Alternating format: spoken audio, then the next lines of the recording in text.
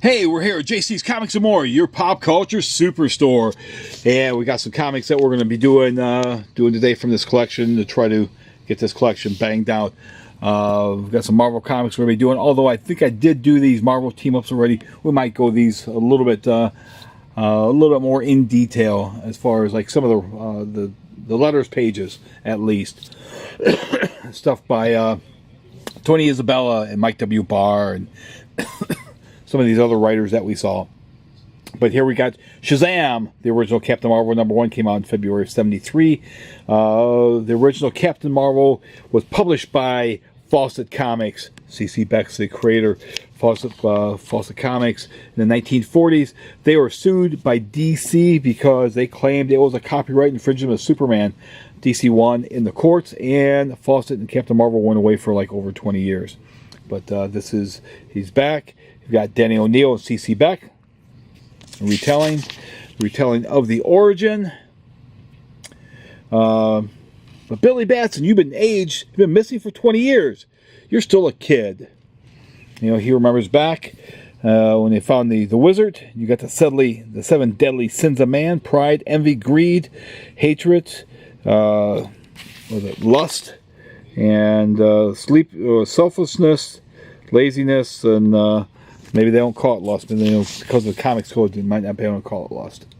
But you got this wizard, the great wizard SHAZAM, told me he was going to be his successor, and he was pure of heart and say his name, and he became the world's mightiest mortal. And in that same unbelievable instant, the block of stone that had hung by a thread above the wizard's throne crashed down. So it was written that I must go. Crash. Holy moly! That poor old guy, do not mourn for me, for my body is no more, and my spirit lives in the eternal form. And he tells him to light this torch if he ever needed to see him. And he dubbed him Captain Marvel, and his name was given by the powers of the 6 mighty heroes, which was Solomon, Hercules, Atlas, Zeus, Achilles, and Mercury, which stood for wisdom, strength, stamina, power, courage, and speed. And that was the beginning. So you have this brand new story. Again, C.C. Beck. He stops. Nobody remembers who Captain Marvel is. Just doing his job. You've got his villain. Villain is still around with his son and his daughter, Dr. Savannah, and they're in suspended animation, and they got in suspended animation as well. And finally, Billy SHAZAM got free, and he said the magic word, and Mary and Junior, that he got them free as well. And some of the citizens from the Marvel family friends, that they came back. Here we've got SHAZAM and more. You got the story, and there you have tells you who everybody is. The return, the return of the nefarious Mr. Mind. You got this great Golden Age classic that's in here as well. Originally published in 1946. No letters pages in this. You got these great ads, of course. And we've got issue number 2 of SHAZAM, which had a photo cover. Kids reading it, and the big red cheese is flying outward. This guy had 2 copies of this particular title. Again, the Mr. Mind, the worm, he's back to fight him. You got some of the villains. You got Mr. Tawny, the talking tiger. Talks about that he was mounted and stuffed after he died in the electric chair, the little worm. But little did we know the worm was back.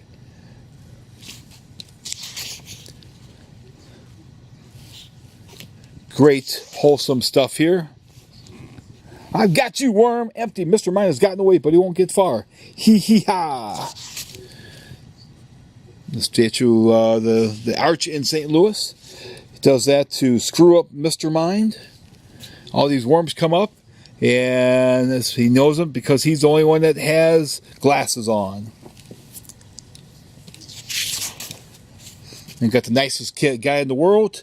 Introduced Sonny Sparkle. Sonny Sparkle make people want to give him anything because he's a nice boy.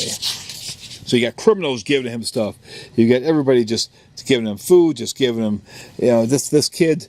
You don't want to meet him, Let's see. The original Captain Marvel has no supervision. Remember, that was one of the during the court, one of their as their defenses that hey, we can't be ripping off Superman. He doesn't have supervision. But the courts didn't want to hear that at the time, and again, cited with DC Comics. You got Sonny Sparkles gets the key to the city. Isn't he a nice boy? Oh no! When I grow up, I'm going to be a hermit. Again, you got Shazam and the family, kind of talking about the Shazam family. Another Golden Age classic.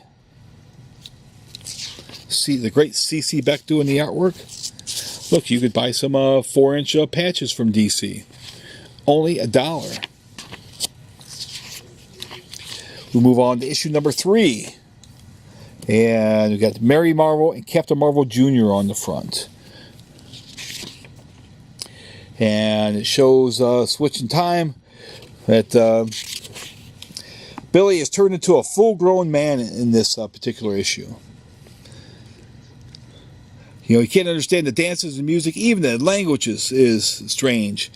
He looks like a boy, but he's actually 20 years older because he's suspended animation. So he goes to the wizard and asks for some advice there. He walks out and he's having a good time.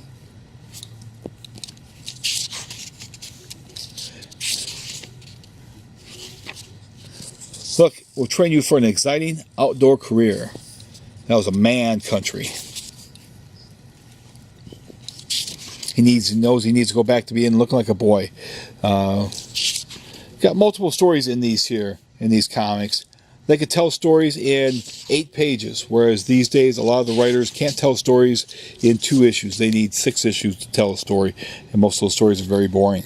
Whereas these are very good stories, again, very wholesome stories. You've got The Witch's Tale, again, a reprint from Marvel Family, September 1946. You got Mary, you've got the Captain Marvel, and you've got Junior. You got the mailbox right there. Nobody as of yet that's of any great name.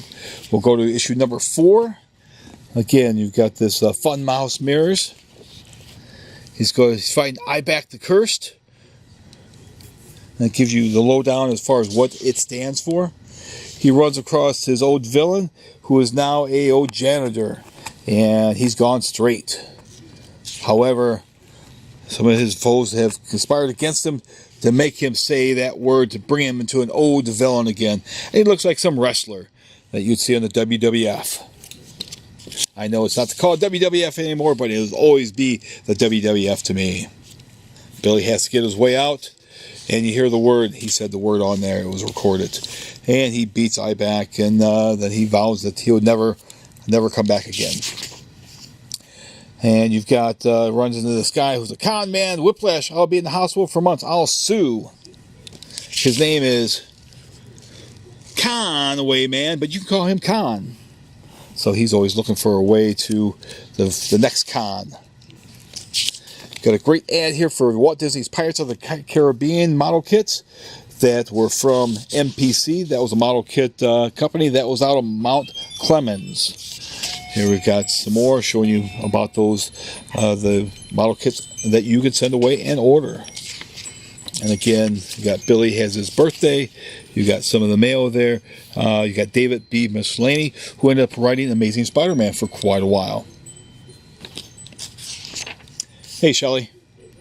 We've got this Golden Age reprint. Again, this was published in Captain Marvel Adventures in June of, looks like, 49. They had great reprints that were in here. We move on to issue number 5. He had 2 copies of number 5. And where a leprechaun turned this bum into invisible. And the bum decided to, as with anyone that's invisible, of course, they're going to steal money. And of course, you steal the money and you're invisible, but the money's not. I've got this great ad for the prehistoric kits that were from Aurora. Those are great kits. And of course, he needs to get the bum to be visible again, so he picks him up and drops him, and the leprechaun makes him visible once more. and the world's toughest guy. You've got, he's getting some trying to get some papers, and somebody's already gave it the office. So they go get Sonny, and Sonny makes people want to give. And look who that is. That's old Archie Bunker. Archie Bunker made an appearance in this book with him and Edith that only those that are watching TV, so, you know, something cameo that you throw in there that you probably wouldn't get these days. You know, it felt good helping him, did it, Edith? You know, he smoked a cigar and everything, and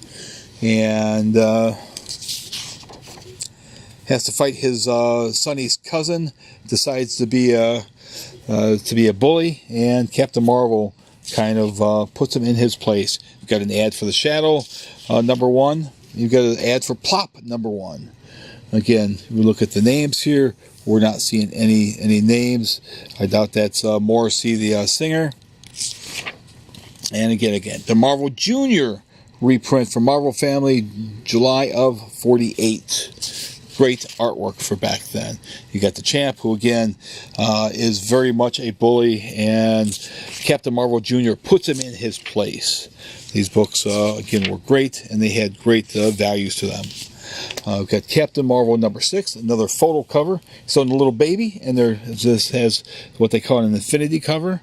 He's reading an issue of the same issue of Captain Marvel, and you can see that issue there, and you can see the issue within there. So you certainly have this great infinity cover. And then you got his his mad scientist foe has come back again.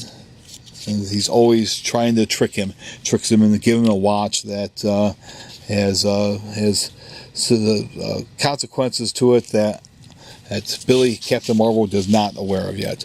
And our pal Sal here, that he knows that something's up. He's going to Chicago. It's like, you should go to Chicago, Sal, and be Billy Batson. We've got another Electric Grandmother. Take a quick look at this, and again, you've got these great house ads, and another great classic from the Marvel Family. This art by Kurt Schaffenberger, the great Kurt Schaffenberger. Again, as you can see, you got the patches. We look at the ads here, and nothing out of the ordinary. So we move on to issue #7. Got the Tawny, the talking tiger. He's not talking. He's got a problem. Danny O'Neill, C.C. Beck. Again, a great. Tawny is naked, and he gets grabbed, and it hurts his vocal cords, and he can't say anything. Got an ad for the Treasury size Tarzan. I'm naked. Shall I go back for my clothes? You could buy 6 LPs or 5 tapes, 5 8-track tapes for 99 cents. Look, you got Chris Christopherson, you got Jerry Lee Lewis, you got Stevie Wonder, you've got Mandarin, you got Edward Bear, you've got Dawn, you've got Moody Blues, James Brown, Best of the James Gang, Helen Reddy, and Donny Osmond. What? Bette Midler and Uriah Heep, along with Led Zeppelin and the Ohio Players? Man, what a time that was. Again, we got the mail here, and again, no one's name that stands out. But you've got a priest, Father Francis, from England, that he wrote in. So comics are read by anyone. It doesn't matter what you are. And then you got a battle page. Here's a sampling. I got some more. And again, we look, nobody's name pops up. They've got issue #10 of Captain Marvel, Invasion of the Salaman. Now, C.C. Beck wasn't doing the art on this one here. Bob Oshner did it with Vinnie Coletta. This is a very interesting, you got talking lettuces, and then you can see this lettuce is trying to force himself into Captain Marvel's mouth, and then the celery says, "Today Captain Marvel, tomorrow the world." You got a Mary Marvel story in here as well.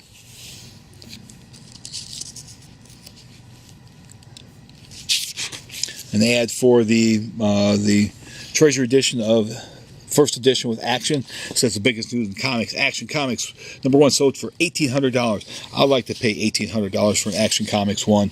Yes, sir. Again, current early Mary Marvel revival story with her coming back. She has to fly after herself in her balloon. There's a C.C. Beck story. Shows the DC 100-page spectaculars. Move on to issue number 11, and then I'm going to have Hawk and Dove. Again, very, very good comics. There you go. You've got the Batman reprint. You got the Action reprint. The Marvel Family. The Year Without Christmas. There you got Sunny. Everybody's freaking out because Christmas. You got to find Santa Claus. He's having a hard time finding where he's got to go. You got to take off on somebody wearing a Superman type costume. He's the Incredible Cape Man. Here we got Hawk and Dove number 1. Steve Ditko, some of the characters he helped create for DC. Him and Steve Skeets. So you've got, this took place back in August, September of '68, so during the war, the Vietnam War, and Hawk has no problem coming out to fight these villains, whereas Don, has a problem wanting to come out. He doesn't quite want to fight the villains. An ad for the 2001 Space Odyssey model kit. Great Steve Ditko artwork. This is soon after Steve left Marvel, left Amazing Spider-Man, left Doctor Strange, and about the time he may have started working for Carlton also. There you go. You got an ad for this Jimmy Olsen 80-page giant. Pretty way out artwork right there by Ditko. Steve just died recently. He never really gave interviews, so there's so much of his life we don't know about as far as him creating these characters and working in the industry, which is too bad. It's too bad that was lost. An ad for House of Mystery, and you've got the letters pages. So we move on to Hawk and Dove number 2. And again, you got Ditko artwork. Cheerios ads. You got the Zeroids, sort of very Robbie the Robot or the robot from Lost in Space looking. Some great Ditko artwork here. And on the back we see an ad for the Land of the Giants model kits with the rattlesnake. The Aurora model kits were very, very good. Then we got Hawk and Dove number 6. Now this has a Gil Kane cover. I think Steve had left DC at this point and probably went to Charlton. This ad here for Superman and Sergeant Rock, Brave and the Bold. And the Flash. Great Gil Kane artwork. Again, the ads back then were just amazing. We move to DC DC Giant. This is issue S16, Best of the Brave and Bold, Batman, Flash, Metamorpho. Reprints these 2 issues here. This issue is not in the best of shape, but you got Flash with Carmen Infantino. You got new artwork on the front here. But Infantino doing the artwork for Flash. Again, you've got new artwork there. You've got Metamorpho, his origin, so you get to see how he came about.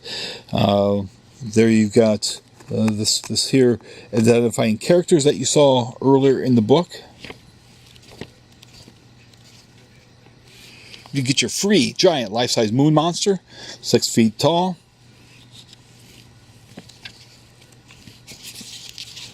And here's the page that you're supposed to identify all the characters.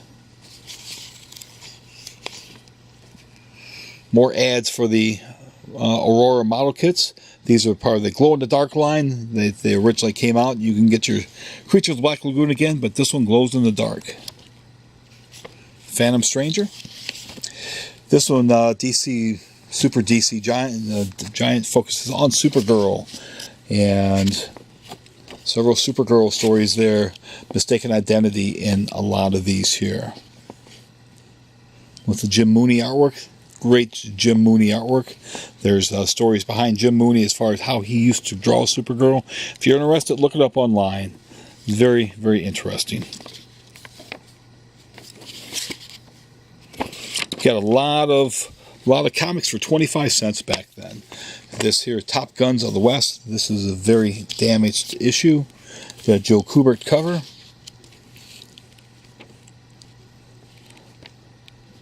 Got Backlash.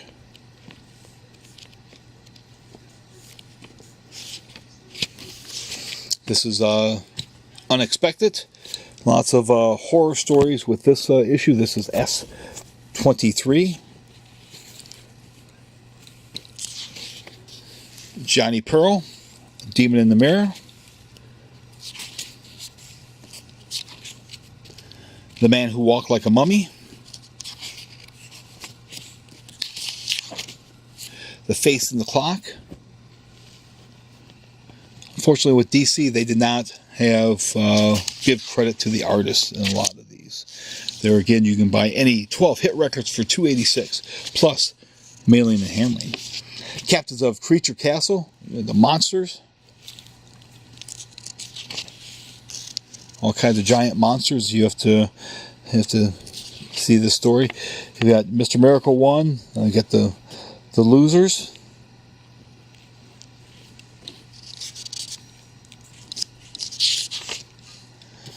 Secret of the Little Black Bag. Again, it'd be nice if they would give let you know where these books were reprinted at. The Girl in the Iron Mask. Let's move to the Metal Men. This has great Ross Andrew and Mike Esposito artwork. The Gas Gang. You could buy this prehistoric animals with these dinosaurs.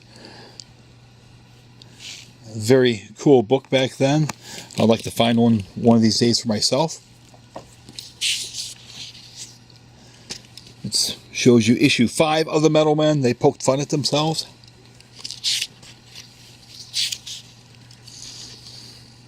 Tina as always wants to hook up with Doc, and Doc's like, "You're a robot." Amazing Alloys. These things would have, they would be educational as well. Doc's grabbing Tina. That's a nice, some nice artwork there. Special Christmas quiz. Christmas in Many Lands. Tells you about some of the different lands at Christmas and how it was celebrated. Tina's destroyed. He becomes a robot. And he and Tina finally get married. Again, these house ads are amazing. Let's see if we can find the letters page for this. See if anyone... Roy Thomas. Look, Roy Thomas wrote in this issue of the Metal Men. We all know about the Fantastic Four number 4 that Roy wrote the letter, but he also wrote to Metal Men as well. Metal Men number 22, Attack of the Sizzler. And also you have the ad for the Batman film in here.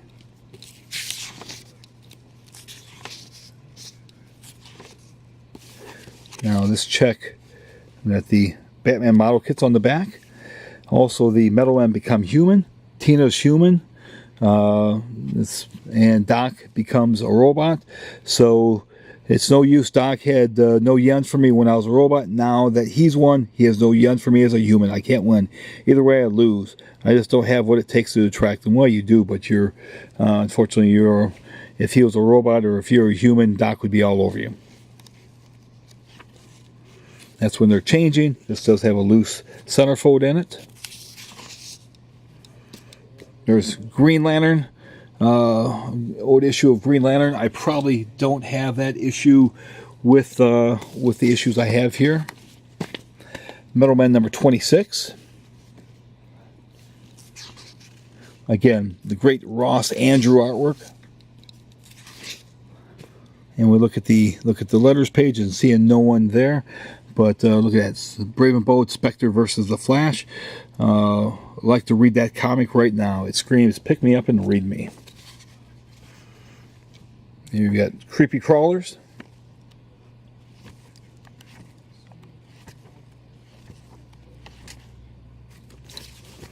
We've got Middleman number 28. And Tina, again, all over Doc. She can't keep her hands off Doc. Middlemen fight their evil counterparts. Can't trust a robot. And this was when Middleman had changed. Ross had left. And the Middleman was going into a different direction. That they trying to make them more real. There's an ad for Dolphin who showed up in Showcase. We do have that issue of Showcase here somewhere. And you got Superman. Supergirl is giving away his baby pictures. Dr. Evil with Captain Action. And here the Metalmen are humans. And they have to hunt down and destroy Doc Magnus.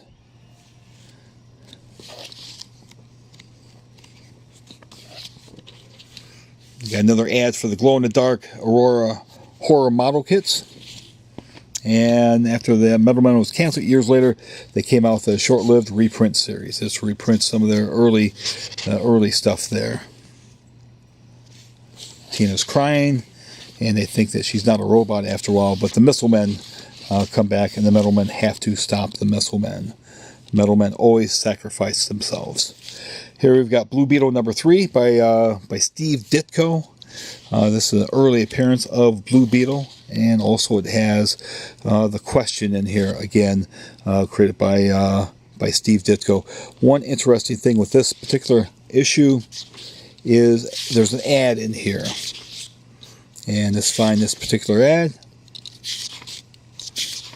This ad advertises, let's find it here, towards the back maybe. Or maybe it's towards the front. Okay, where is this ad hiding? There it is. It's advertising Marvel product. This was not a Marvel magazine. This was very unheard of back then. You certainly wouldn't see DC advertising Marvel product. You wouldn't see Marvel advertising DC product. But Carlton did advertise Marvel product. We've got some Aquamans here. We got number 41. We've got 45. Got this great Jim Aparo artwork. We've got issue 50. We're running out of time here. We've got issue 56, The Creature That Devoured Detroit. Unfortunately, this is a badly water damaged copy. But this is interesting. 301,000 copies. Paid circulation 159,000. Comics barely sell 30,000. So this Aquaman series didn't do very well. It was being canceled because it only sold 159,000 copies. Think about that these days. Also, there's another issue that they had the circulation numbers in there. But great comics. If you like my videos, certainly subscribe. And if you do subscribe, be sure to bang that bell so you get notifications when I do put up new ads or new videos. And again, great Jim Aparo's artwork in here. Thank you. Be sure to have yourselves a very good day and enjoy comics, read comics. They take you to another place. Thanks.